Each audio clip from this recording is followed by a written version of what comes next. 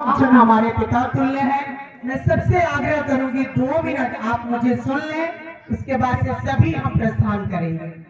तो हम कहना चाहते हैं कि धम्म विजय के नायक को, जग गण मन अधिनायक को, धम्म विजय के नायक को और जनगण मन अधिनायक को इस धम्म दिवस के अवसर पर उस महान, उस विराट, उस महानता के स्वभाव, उस महानायक को आज मैं आप सबको इस व्यवस्था को व्यवस्थित करने वाले हमारे बुद्ध के अनुयायी इस मैरून कलर के टी शर्ट और पैंट और सिर पे चक्र धारण किए हुए हमारे बड़े भाई, छोटे भाई, अभिभावक, मैं सभी का नमो बुद्धाय साधुवाद करती हूँ, क्योंकि आपका योगदान बहुत और बहुत बड़ा है।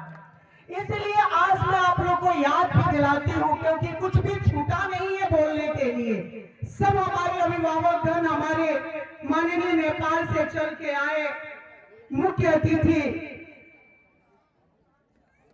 माननीय साहब केशव मानसाकी जी, जो पूर्व कैबिनेट मंत्री, जो मुख्य वक्ता हमारे जीवनदीप मौर्य जी और अध्यक्ष जी जो मंच पे बैठे हमारे मंचासीन, हमारे अभिभावक ने, मैं सबको सुनी हूँ और बहुत ही ऐतिहासिक बात हुई है। मैं सिर्फ आप सबसे इतना ही कहना चाहती हूँ कि आप सबको ध्यान को केंद्रित करना चाहते हो और मंच पे बैठे हुए अपने आदरणीय सहबान सबसे ये आग्रह करूंगी, हम सब अभी पूरे भारत का नजारा देख रहे हैं और पूरे भारत का नजारा ये है, मैं 2 लाइनों में पढ़ना चाहती हूँ और विशेष करके अपनी बहनों से कहना चाहती हूँ कि धर्म में लिपटी वतन परस्ती, धर्म में लिपटी वतन परस्ती, क्या क्या स्वंग रचाएगी मसली कलियां, झुलसा गुलशन दर्ज भिजा दिखलाएगी। धर्म में लिपटी वतन परस्ती, क्या क्या स्वंग रचाएगी। जर्मन गैस कदों से अब तक खून की बदबू आती है, डर लगता है अंधी वतन परस्ती हमको उस रास्ते ले जाएगी। मैं ये क्यों बोल रही हूँ, क्योंकि धम्म को हम भूल चुके हैं, धम्म को हमारा भारत भूल चुका है। अभी जो नया निर्माण हो रहा है इसको देख के दिल बाग बाग है। आज मुझे यहाँ से बोलते हुए जितने भी हमारे मैरून कलर के पहने हुए लोग हैं, उनसे मैं ये 4 लाइनों को पढ़ करके और मैं बताऊंगी कि हम क्या हैं और क्या नहीं हैं।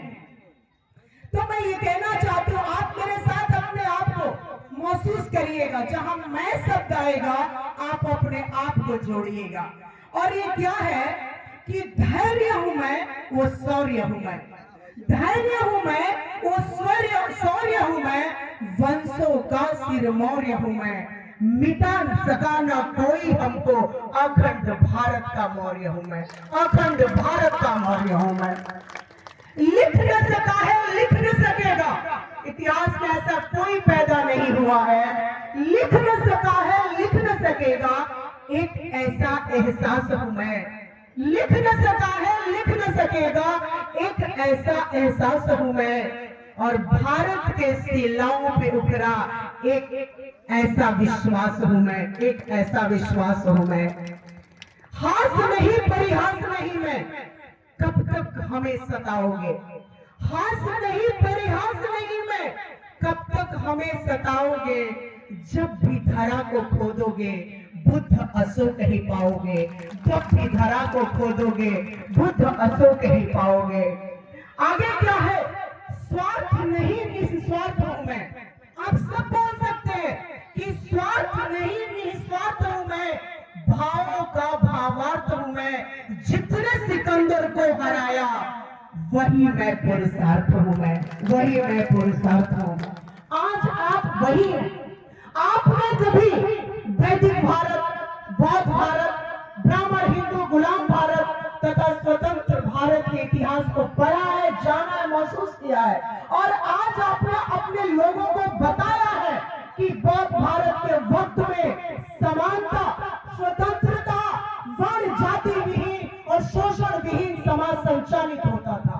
सारी पिछड़ी जातियां और सारे अधिकार, दलित अधिकार विहीन अशोक भगवान बुद्ध के नेतृत्व में ज्ञान की वह लपट पैदा कर दी कि अंधविश्वास की पाखंड से धन पैदा करने वालों का खात्मा हो गया।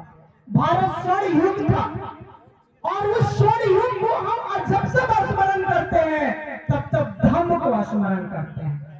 इस बात को हमें सोचना होगा कि आज भारत भूमि से लेकर विदेशी भूमि तक फैले मौर्य साम्राज्य के संस्थापक सम्राट चंद्रगुप्त मौर्य के जीवन की कहानी फर्श से लेकर अर्श तक पहुंची है।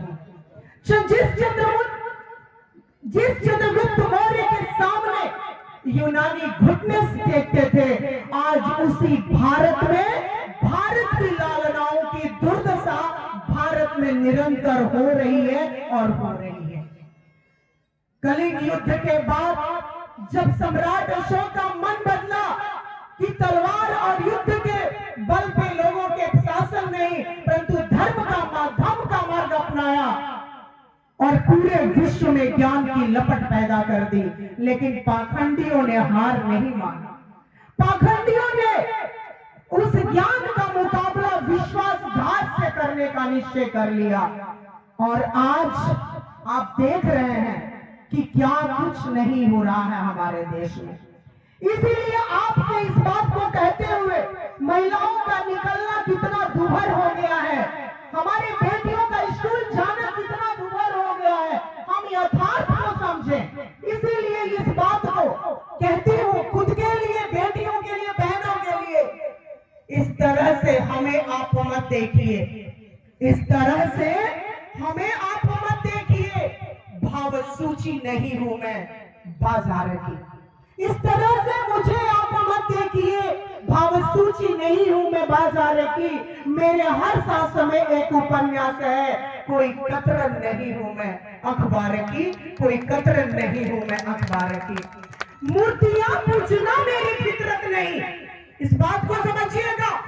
हम देखते हैं बड़ी कड़वी बात है, जैसा कि हमने सुना कि गांव में 5 लोग रहते हैं, नमो बुद्धाय कहते हैं तो लोग कहते हैं कि पगला गया है, ये पागल हो गया है। लेकिन आज इस बात को, आज जितनी जाति एक महिला आपके सामने खड़ी, आपकी बहन, आपकी बेटी आपके सामने खड़ी है, मान से लेकर के सिर पांव के उंगली तक देखेंगे, कोई उस बात की नहीं है जिसने धर्म को पहन लिया, जिसने बुद्ध को पहन लिया। इसलिए मैं कहना चाहती हूँ कि मूर्तियां पूजना मेरी फितरत नहीं, मैं पसीने पुजारन की किरदार हूं। क्योंकि मूर्तियां पूजना मेरी फितरत नहीं, मैं पसीने की किरदार हूं।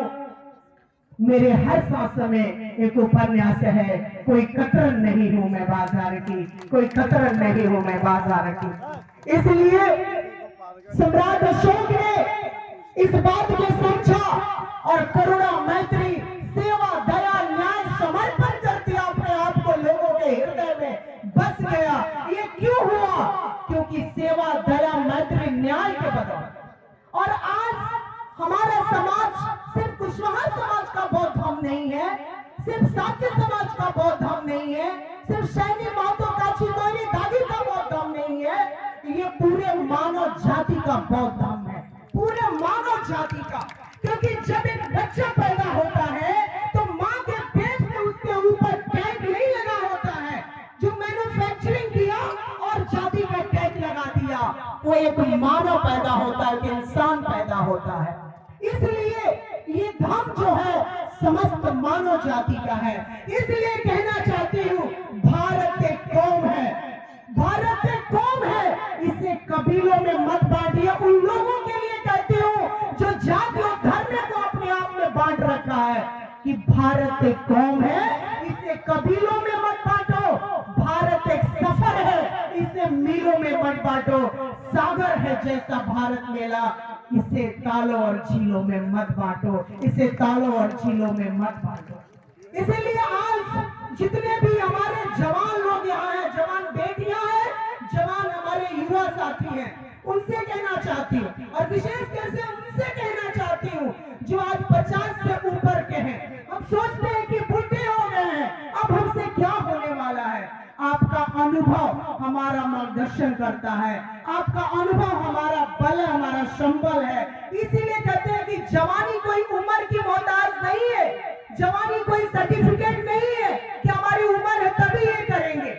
ये जो जवानी है वो जिंदा दिली का नाम होती है, जो भी जिंदा दिल होगा जवान होगा।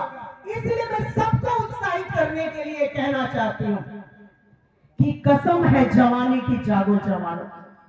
आज एक कसम नेड़े लेना होगा कि हम बौद्ध धर्म को और अपने मैत्री को, अपने भाईचारे को, बंधुत्व को, स्नेह को, प्रेम को हम घर घर ले जाएंगे और प्रतिदिन 2 से 5, 5 से 10, 10 से 15 लोगों को बताएंगे कि बौद्ध धर्म है क्या। तभी तो जाकर के परिवर्तन आएगा। इसीलिए कहती हूँ कसम है जवानी की, जागो जवानों, जरा गर्व से सर उठाना तो सीखो, नहीं चुप रहो इस प्रजातंत्र में, तुम शतरंज की मोहरे बिछाना तो सीखो। चलाया है जो तीर तुझ पे वो जालिम, चलाया है जो तीर तुझ पे वो जालिम, वही तीर उस पे चलाना तो सीखो। अगर खुद बुद्धा का है रूह में तो मानवता का दीपक जलाना तो सीखो, मानवता का दीपक जलाना तो सीखो। आप लोगों जितने हमारे मैरून कलर के यूनिफॉर्म में जितने हमारे भाई हैं, मैं हृदय से आपका सैल्यूट करती हूँ, जो गांव-गांव जाकर, क्षेत्र में जाकर के इस मुहिम की, इस कारवा को लोगों में बांट रहे हैं, लोगों को लाभबद्ध कर रहे हैं। आपकी जितनी भी प्रशंसा की जाए उतना कम है। प्रशंसा करने मैं चाहती हूँ कि जो अदर स्टेट से आए हुए हमारे मेहमान साहबान हैं, मैं उनका स्वागत करना चाहती हूँ। मैं विशेष करके स्वागत करना चाहती हूँ छत्तीसगढ़, पटना, और विशेष में मैं स्वागत करना चाहती हूँ अपने सर जमी पे, क्योंकि मेरा नाम सुनैना सिंह कुशवाहा है। मेरा ससुराल तो उत्तर प्रदेश देवरिया में है, लेकिन मेरा मायका जो नैहर कहते हैं वो हमारा गोपालगंज कटिया ब्लॉक के अंतर्गत गलई पंचायत में है। तो ये हमारा मायका है। इसलिए मैं इस धरती पे, इस सरजमी को सलाम करते हुए, इस खेदुआ की माटी को माथे से लगाते हुए, यहाँ के जितने भी हमारे ये जो जमीन जो अर्पण किए हैं माननीय राम नारायण सिंह जी, मैं उनको कोटि कोटि बधाई देती हूँ, धन्यवाद देती हूँ समर्पण हृदय के लिए। और मैं स्वागत करती हूँ आज के मुख्य अतिथि के रूप में डॉक्टर केशव मानसाकी जी का, जो आकर अपने मुखार बिंदु पे तमाम इतिहासों को हमारे सम्मुख में दोहराया और हमें फिर से एक ऊर्जावान किया और एक सकारात्मक तरीके से हमें ऊर्जा देकर आगे बढ़ने की हिम्मत और सबल दी है। मैं इसके लिए मैं धन्यवाद देती हूँ। और आगे मैं सिर्फ एक ही बात आप लोगों को कहना चाहती हूँ,